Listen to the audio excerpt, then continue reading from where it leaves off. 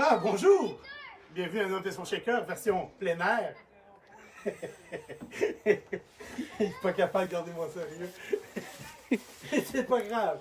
OK, donc aujourd'hui, version plein air, on fait un remote à l'extérieur pour fêter, célébrer le déconfinement. Enfin, on peut sortir de la maison un peu.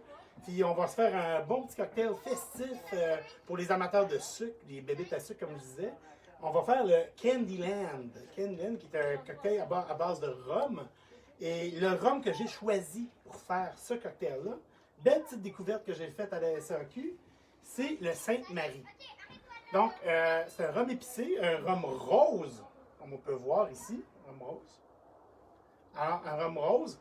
Puis ça, c'est un des premiers rhums qui a été distillé entièrement au Canada. Et en fait, il est fait à Montréal. Et il s'appelle le Sainte-Marie. Pourquoi? Parce qu'il est distillé en fait dans le quartier Sainte-Marie à Montréal. Et c'est un rhum qui est fait fait à base de mélasse du Guatemala et de fruits biologiques et d'épices naturelles. Puis, donc, c'est ça. Il est macéré à Montréal. Tout est fait à Montréal. Et le quartier, pourquoi le Sainte-Marie? Pourquoi c'est dans le quartier Sainte-Marie? C'est parce qu'à l'époque, on l'appelait, c'était le Faubourg à Amlas. Donc, Faubourg à Amlas, rhum à base de mélasse. Et pourquoi on l'appelait le Faubourg à Amlas? C'est parce qu'à l'époque, dans ce faubourg-là, dans ce quartier-là, il y avait des effluves qui venaient des usines de mélasse pas loin du port de Montréal, qui s'en venaient dans ce quartier-là. Donc, ça sentait comme la mélasse fermentée, comme âcre un peu de la mélasse, là, parce qu'on s'entend la mélasse, on l'appelle, c'était le sucre des pauvres. Hein. Donc, le rhum, le Sainte-Marie, super bon rhum, rhum épicé. Il y a dedans, il est fait avec il y a du piment jamaïque, du poivre de Sichuan, cantaloupe, canneberge et anis étoilé. Et ça, vraiment, on le remarque, anis étoilé, qu'on prend une petite gorgée. On prend ça. Alors, on voit ici les ingrédients.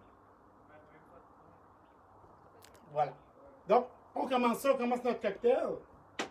Comme je le disais, c'est un cocktail pour les amoureux du sucre. C'est un cocktail assez sucré, mais on réussit quand même à l'équilibrer. Ma caméraman, ça va? Oui? As-tu pas mal de monde en ligne? 5 personnes. 5 personnes? Magique, écœurant. C'est un record. Non, c'est pas un record. OK, donc on commence ça. Première chose qu'on va faire, on va prendre des mûres fraîches pour pouvoir les écraser dans notre shaker. 6 mûres, 6 belles grosses mûres. 1, 3, 5 et 6 mûres.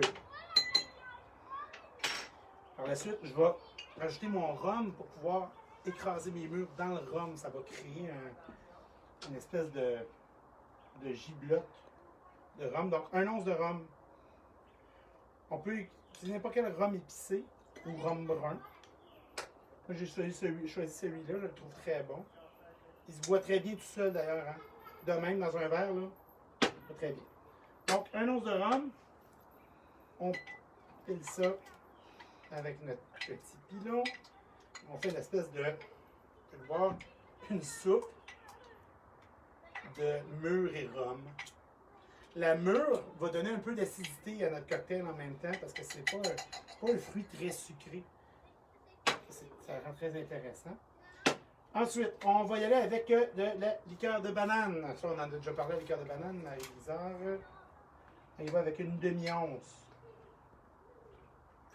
Demi-once de liqueur de banane. Ensuite, la liqueur de Chambord. Première fois qu'on utilise ça, la liqueur de Chambord, c'est une liqueur de framboise noire. Ça vient de la France. Ça vaut cher. Ça vient en petite bouteille. Il y en a des plus grosses bouteilles, mais c'est quand même, c'est pas donné, mais c'est très, très goûteux. Très bon. Ça va à peine en mettre. On va en mettre une demi-once aussi de liqueur de Chambord. Hein? Rajouter encore un peu plus de sucre. On y va, on rajoute du sucre. Sirop de grenadine, 1/4 d'once. Voilà. Ensuite, un trait d'angostura pour venir resserrer tout ça. On sait que l'angostura, c'est un amer. Donc, un bon trait d'angostura. Et le jus d'une demi-lime. utilise notre presse-agrumes, toujours le presse-agrumes. Et voilà. Donc, on a tous mis nos ingrédients. Il va juste rester une chose à faire à la fin. On va préparer notre verre. Celui-là, on va mettre du beau glaçon dedans.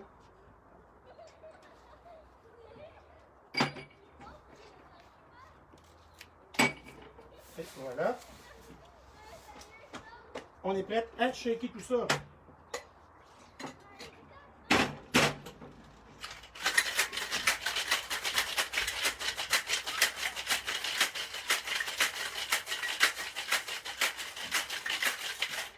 Et voilà.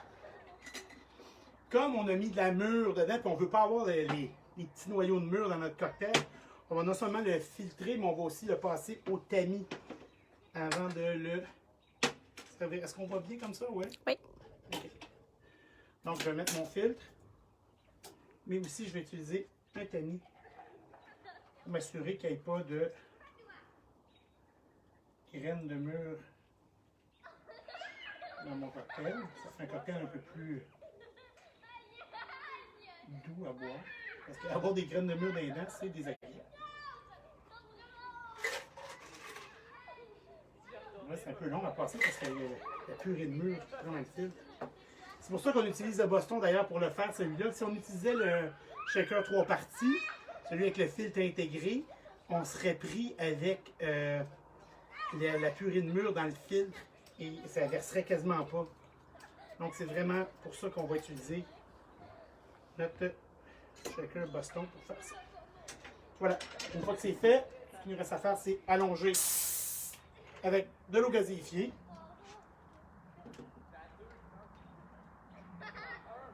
Voilà.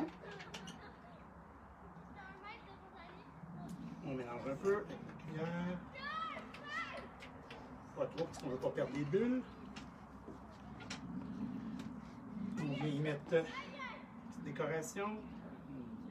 Lime et on va y rajouter une petite mûre à l'intérieur. À la fin, on les mange, c'est délicieux. En met trop. Oh. Et voilà est-ce que je le montre? Le Candyland. Bon cocktail, tout le monde. Et on se revoit la semaine prochaine à Un homme et son shaker. Et surtout, n'oubliez pas, likez, partagez et surtout, shakez.